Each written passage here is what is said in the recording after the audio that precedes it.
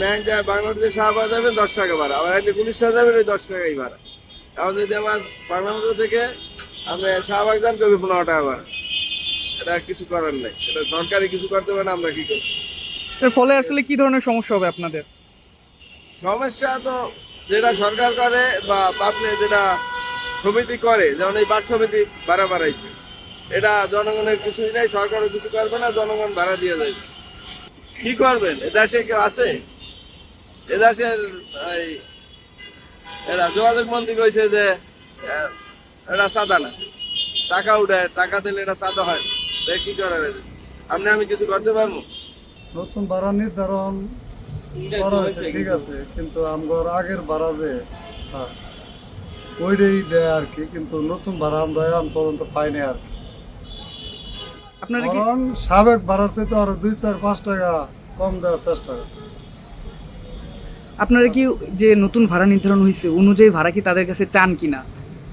চাই 25 টাকার মধ্যে 30 টাকা চাইলেই তো মনে হয় যে আরো 5 টাকা করে কম দাও, কিন্তু এরা যে তেলের দাম যে বাড়ছে, চাইলে কই সরকারের নির্ধারণ করবো, তার পরবর্তী আমরা এটা চেষ্টা করবো, কিন্তু চেষ্টা করতে করতে তো আমরা জানি। এখানে বিষয়টা হচ্ছে সরকার ভাড়াটা মানে স্টুডেন্টের জন্য ফিক্স একটা ভাড়া করছে, আমাদের যেটা দেওয়া উচিত ওইটা করতে, কিন্তু বাস কর্তৃপক্ষরা এটা নিতে চাইতেছে না। ওই সবসময় মানে 5 টাকা 10 টাকা বেশি নিতেছে ওরা, কি মানে বেশি নিতেছে, যেটা ন্যায্য ভাড়া ওটা নিতেছে না, সবসময় সব জায়গায় প্রত্যেকটা থেকে বেশি বেশি নেওয়ার জায়গা করতেছে। কিরকম বেশি নিচ্ছে? ওই 20 টাকার জায়গায় 25 টাকা, 25 টাকা হলে 30 টাকা, 30 টাকা দিলে 5 টাকা ব্যাগ দিতে চাইতেছে না, ওরা 25 টাকা নিয়ে যায়। জিল্লা দিলে বা স্টুডেন্ট মানুষ এই জায়গায় ঝামেলা করবে বাসে, এই জন্য অনেকে দিতে মানে নিজের ভদ্রতার কারণে স্টুডেন্ট এই জন্য ওরা কিছু বলে না, কিন্তু প্রত্যেকটা জায়গায় জায়গায় 25 টাকার জায়গায় 30 টাকা ভাই, কোনো জায়গায় এটা নিয়ে কিছু হইতেছে না। সরকার থেকে এটা ঠিক করছে, একটা নির্দিষ্ট ভাড়া ঠিক করছে, স্টুডেন্টের জন্য হাফ ভাড়া ঠিক করছে, কিন্তু এটা নিতেছে না, হাফ ভাড়া নিতেছে না, ওরা মানে ফুলের কাছাকাছি নিয়ে যেতেছে অনেক সময়। নতুন ভাড়া কার্যকর হয়েছে, কিন্তু আমরা চাইলে ভাড়া দিতে চাই না। কয় আমরা নতুন ভাড়া দিতে পারবো না, 25 টাকা ভাড়া ছিল আগে, খাবার পর্যন্ত এটাই দেয়, আর গুলিস্তান পর্যন্ত 105 টাকা ভাড়া আগের ভাড়া, এই 105 টাকা দেয় না, 80 থেকে 90 টাকা ভাড়া দেয় না। সেটা কইলে আরো মারামারি করার চেষ্টা করে, নাহলে নামাই দেবো, হয়তো অনেকে নামা জায়গা নামাই দিই, আবার অনেকে উঠছি কি নাম্বার লিগা, এই সেই মানে দুনিয়ার কাবজাব আর কি। তো আপনাদের আসলে কি ধরনের সমস্যা হয়? আমাদের সমস্যা রাত্রে 12টা 1টা পর্যন্ত লাইনে দাঁড়ায় তেল লই, এত রাত্রে পর্যন্ত অঘুমা করি, ঘুমের সমস্যা।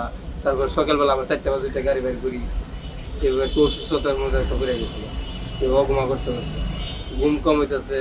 তারপর ঠিক মতন যে পরিশ্রম অনুযায়ী মজুরি পাই না, আমাদের বিরাট সমস্যা, অনেক সমস্যা। এই জন্যই মানে গাড়ি চালায় শান্তি নেই।